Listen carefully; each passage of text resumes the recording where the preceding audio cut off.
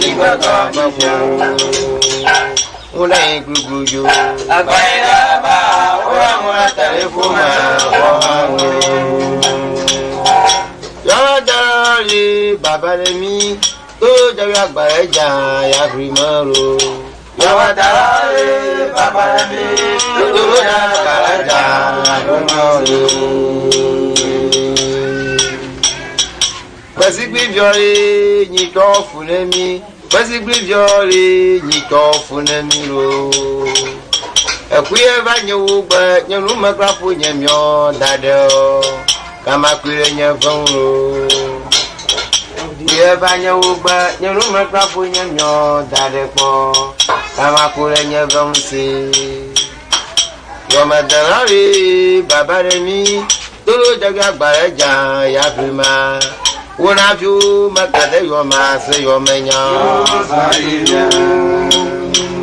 Ora viore makadabi masafri menya Akwasigbe jori nito funemiru Akwasigbe jori nito funemira Akwe banya oba nyanu mapapo nyemyo dada Kama kwere nyafonfu Kwe banya oba nyanu mapapo nyemyo dada Kama kwere nyafonfu Yamadari Babari Turuja Babaraja Gaya Primaro Yamadari Babari Primadarafye Babare Miko Turuja Babaraja Gaya Yomaro Yawadari Babalemi Turuja Babaraja Gaya Primaro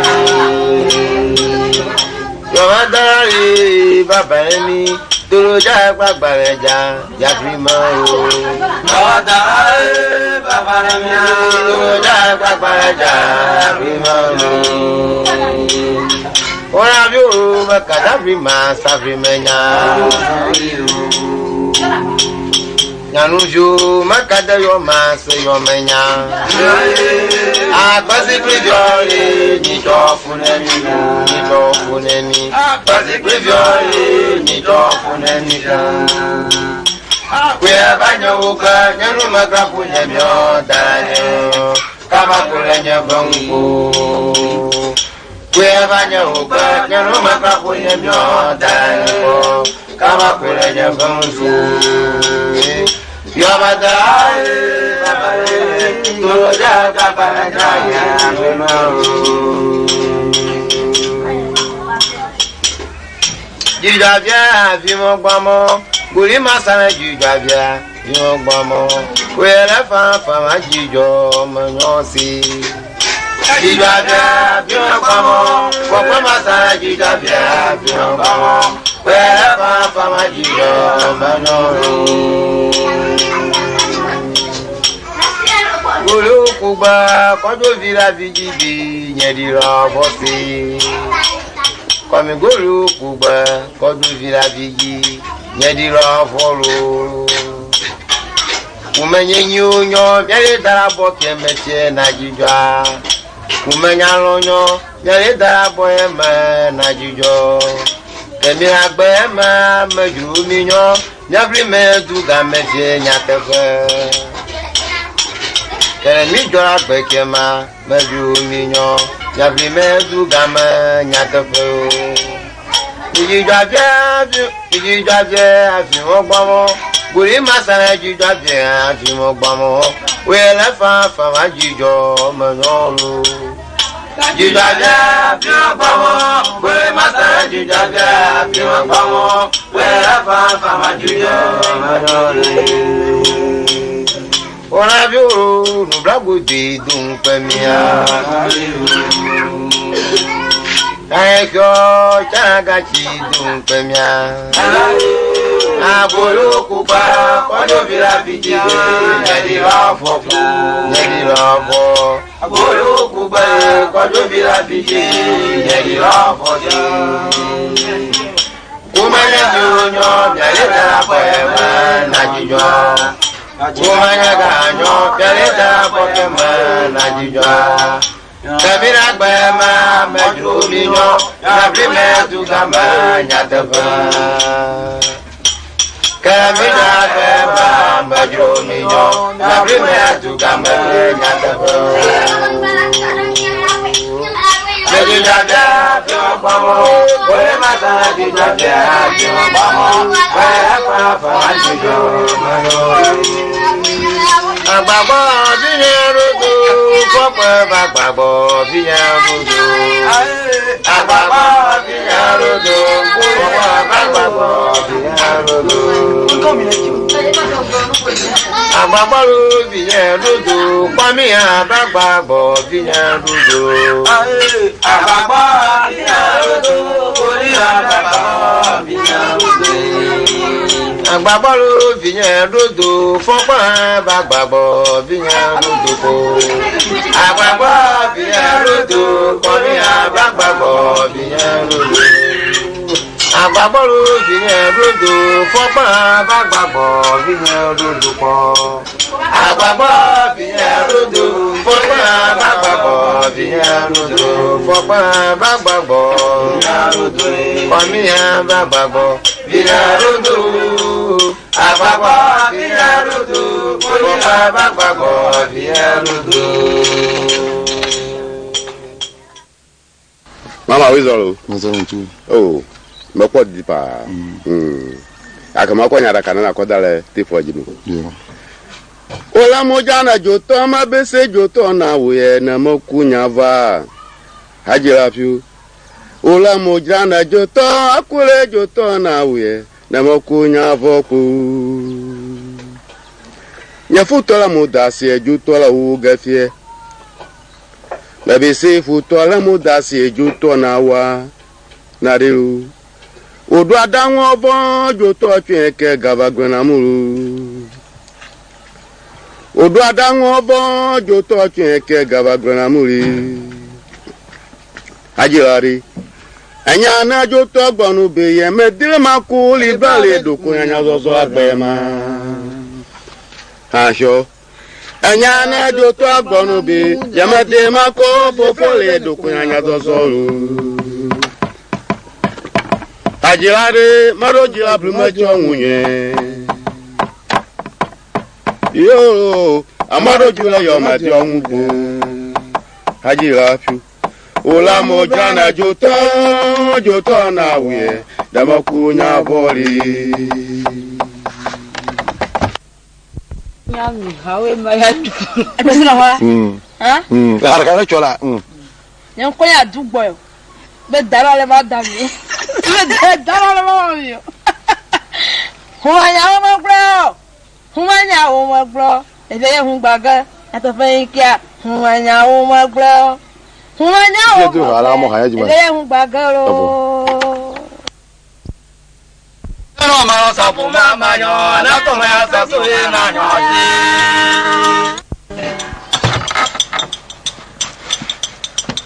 Analo ma ja pa ma sa ti mo na pa ma tu po ni.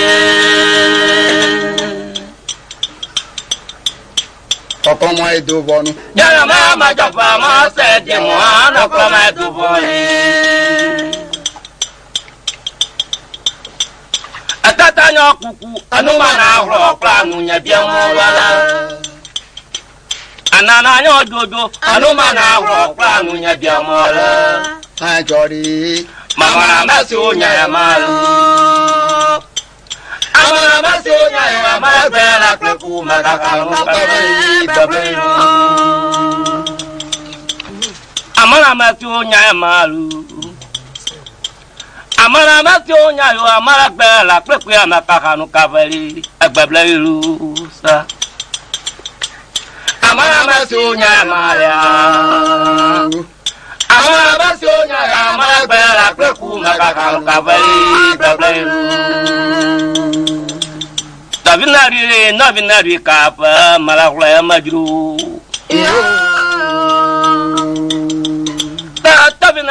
Navinari kavali malakla majalia Anyano ma sabu mama nyale na ko ma sesuana nyojaya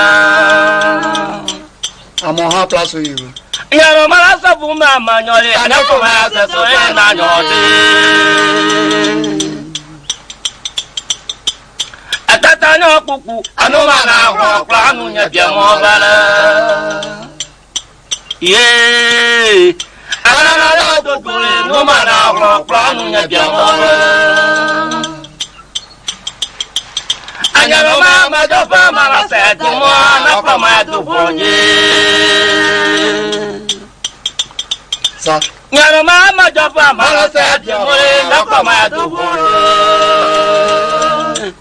Ama sunya maju. Ama sunya mabala ku makanu tablai.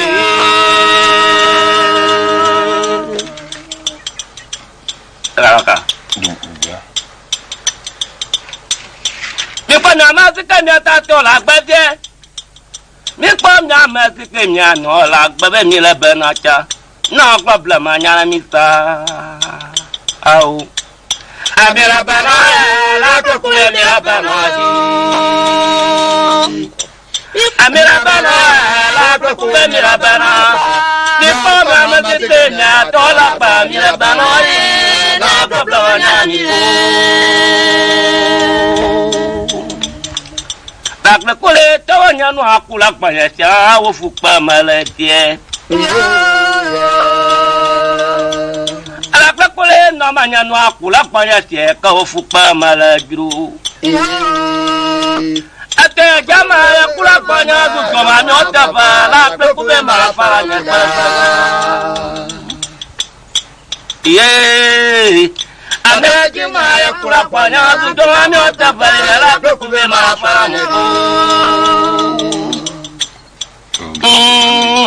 Ami ponya na sikenya tola ba mira ba ta na problem anya ni do.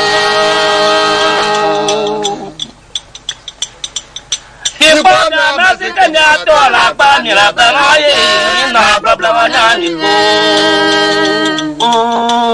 Amira ba la ko mira ba do. Amira ba la ko mira ba de. Ni ponya na sikenya tola ba mira ba na problem anya ni do.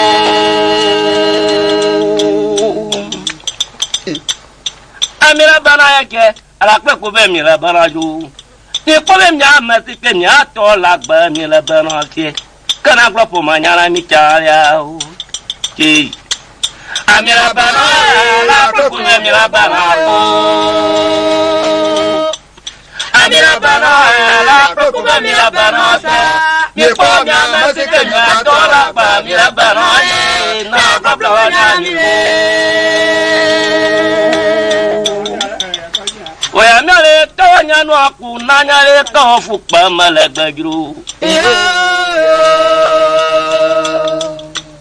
anamanya no aku nanya tele ko fukpa malagru Ategi maya kula panya tu ame watafala kube mafara malfalapa. Sida. Ategi maya kula panya tu ame watafala kube mafara malfalapa. Ye. Niponya masikenya tola kwani la banoye na kablanya nipo. Yo. Niponya masikenya tola kwani la banoye na kablanya nipo. Oh. Amira banoye la kukume mira banoja. Amira banoye la kukume mira banoje. Niponya masikenya tola pa mira banoye na kablanya nipo.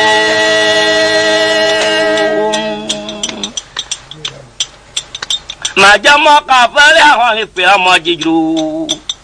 Majamo ala kafale ahoni pila moji. Ni blana eso puma na biagla honi pila kleku. Kafale nyama kaholi pila glolu. Sa au. Majamo wale pila moji ha. Ani blana eso puma na biagla honi yakama honi pila gloja.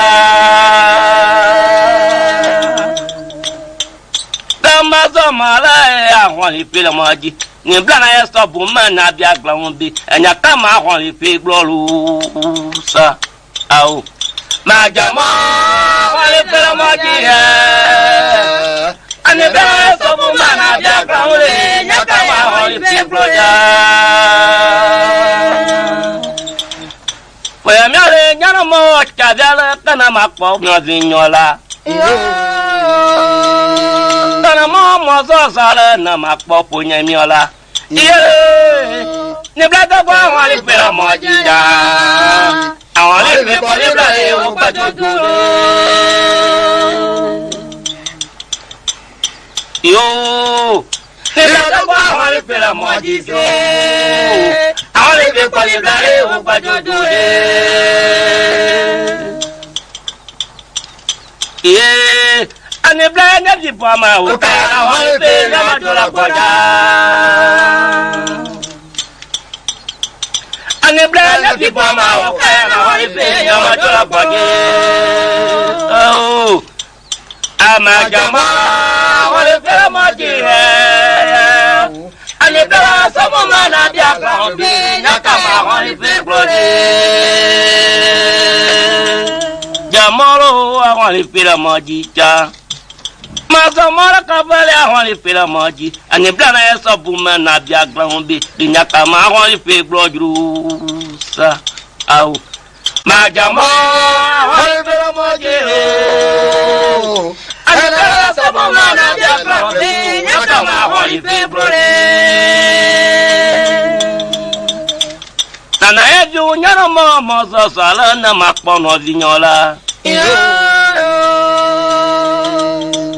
Poya nyale nyana mo chadala na makpono vinyola Nina takwa wale pela mojida Wale pe kwa nebla ya wakwa jojude Yo Nina takwa wale pela mojida Awali pe kwa nebla ya wakwa jojude Yeah, ani blana di pama ukana wali pe nyama dola kodala. Mobiulu. Yeah, ani blana di pama ukana wali pe nyama dola kodala. Oh, ama jama wali pe mojire. Ani blana sabu mana dia kawe nyaka wali pe koye. Mazamala awali pila maji mazamala kava awali pila maji ani blana ya sabu mena biya glambi nyaka ma awali pila gbajara sa majamo awali pila maji ani blana ya sabu mena biya glambi nyaka awali pila gbajara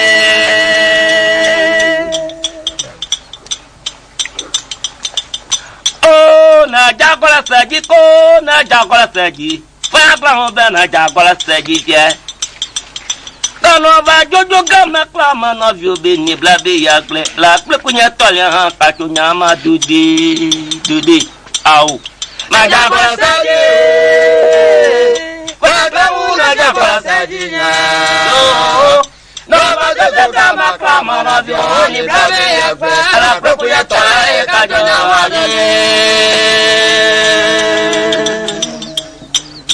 Maja kola saji, maja saji ku.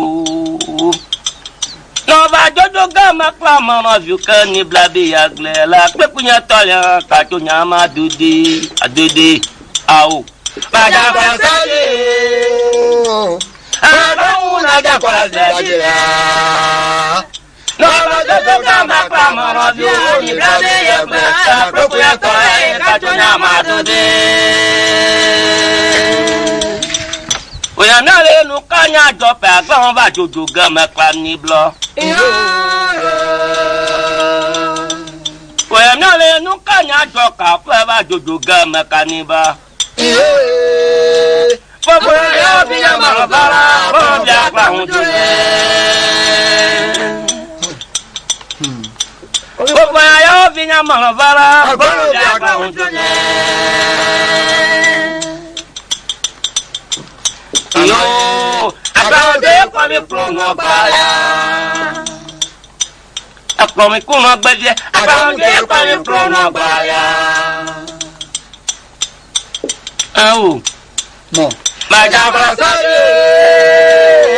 Fala una jakola saje. No majojo kama klama mavyo ni brave yakwe. La broku ya tole katuna madoze. Mama dona ne pe. Majakola saje. Mansanji. Kwa bana jakola saje cha. Para majojo kama klama mavyo ni brave yakwe. La broku ya tole katuna madoze. Sa au. Majakola saje. Majakola saje. No majojo kama klama mavyo ni brave yakwe. La broku ya tole katuna madoze. Oya nyale nukanya joka klama majojo kama pani bla. Yo. Nukanya jofia klama majojo kama pani bla. Oba yo binya marafala klama bia kwa ujoje. Yo. Oba yo binya marafala klama bia kwa ujoje. Yeah. Agade kwa mi promo baya. Yo. Agade kwa mi promo baya. Oh. Na jakola saje. Fala na jakola saje. No majojo kama promo mavyo ni brave yakwe. La broku ya tole katuna madoze. Gani hapa? Kama ndio ni gani hapa? Atojo tajigo to mo nu dakanye. Sase kero mula so gbajima la godo. Au. Aheno ko minyo fie. Nyakata aheno ko minyo. Esumara kan gbaga ti o ga majiri pa bi o majru. Ikwe. Aheno ko minyo. Nyakata aheno ko minyo. Esumara kan gbaga ti o ga majiri pa bi o majru. Aheno ko minyo. Kaba aheno ko minyo. Ena la kan gbaga ti o ga majiri pa bi o majru. Aheno ko minyo. Nyakata aheno ko minyo. Ena la kan gbaga ti o ga majiri pa bi o majru. Oya nyale ya sero mi la kafaro mi la vu. Ama oya ro mi la kafaro mi la vu. Atojo tati goto mo nu da kaja. Yo, atojo tati goto mo nu da kaja. Yeah. Sero mula so baji mala. Yo. Sero mula so baji mala. Akari do mata ko ba nyonra. Au. Akari do mata ko ba nyonra. Au. Aheno ko minyo. Nyabata aheno ko minyo. Asara ka ba jo awali kwa jo mane. Maya na minyo le ka aheno ko minyo. Atmala ka ba ma jo ka majiri para jo majru. Ikwe pa. Aheno ko minyo. Nyabata aheno ko minyo. Anara ka ba jo awali kwa jo mane. Yesu aro mi la kero mi la vu. Yesu aro mi la kafa aro mi la vu. Jojo ataji goto mo nu da kaja. Ataji goto mo nu da kaja. ye sero mara so gbaji mara ko sero mara so gbaji mara yo agari do ma ko gba ni o Banyak ko gbara nyorun tadure agari do ma ko gba ni Agara ko minyo Yagata agara ko minyo Agara ka ba jo awadi kwa jo mai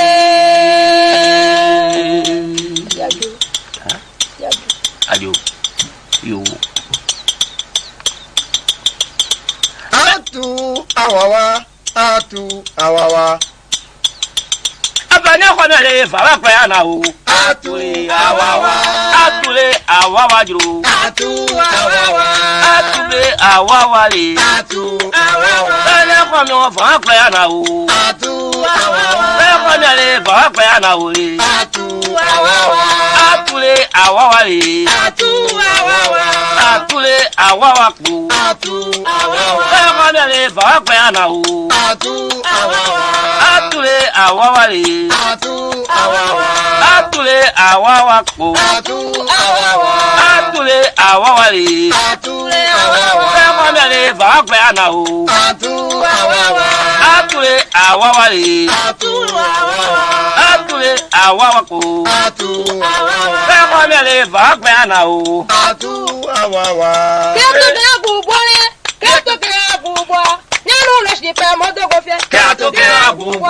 Katoke abubu le Katoke abubu Katoke abubu ọmọ náà máa katoke abubu Anyanu tafo ma dogule katoke abubu Anyanu tafo ma dogule katoke abubu Anyanu tafo ma dogule katoke abubu Katoke abubu katoke abubu Katoke abubu ke katoke abubu Katoke abubu ke katoke abubu Anyanu leki ma dogule katoke abubu Anyanu tafo ma dogule katoke abubu Katoke abubu le katoke abubu Katoke ko bubu katoke abubu Megale kuna ba homa megale homa tuda bubu Megale kuna ba homa megale homa tuda bubu Megale kuna ba homa megale homa tuda bubu Megale kuna ba homa megale homa tuda bubu Megale kuna ba homa megale homa tuda bubu Megale kuna ba homa megale homa tuda bubu Megale kuna ba homa megale homa tuda bubu Ba mado biazie na mata jidara ma toto rodo me na do to kapa ma do barata pagodo sa au la pakona le onya onu blania la pakona le onya onu blania ka jo be maro re asibe na mata jidara ma pororo me na do to ma ya woro do to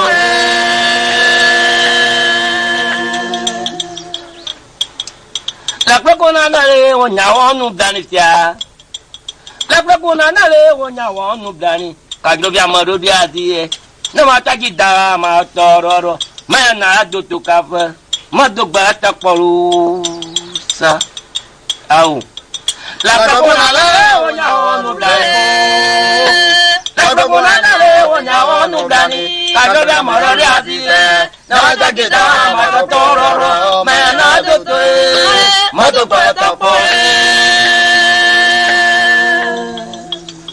wa no la maro re me se tieke mo ta ka makujuru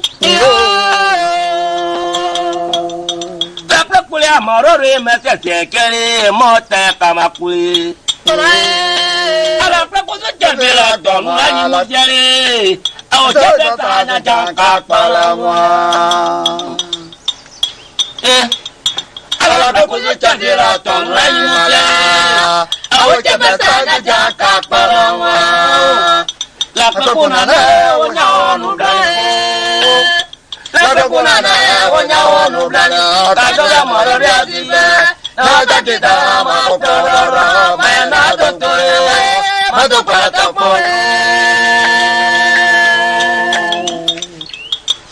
Lo to mi yo. Tapi kau nana o nyawa no blani je. Nyalo gomo lulu da ka nya. Tapi kau nana o nyawa no blani. Kajo biar maru dia dia. Nama caci dah amat cotororo. Mana dutu kafe. Amat duk berat tak polusa. Tapi kau nana o nyawa no blani. Tapi kau nana o nyawa no blani. Kajo biar maru dia dia. Nama caci dah amat cotororo. Mana dutu. Madu patak polu.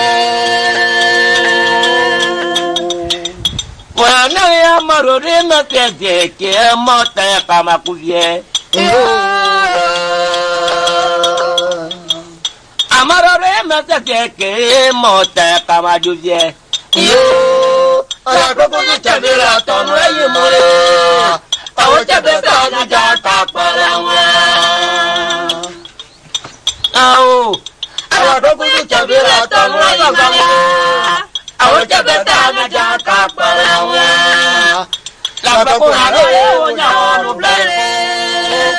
La bakuna na o nya onu blani. Kajoba maro ya siwe. Na ka kita ma to ploro ma na do to. Madu pata po. Tadu maru kunya lagi nasa. Tadu ma. Nye to ga ku ka pe na. Ya ta ja fi ha ba ku. On be on blani. Tamaru ku gamana ko. Atata ga ku to no blani. Atata ga ku to no blani. Ku ya wonu blani ha mo ya lu.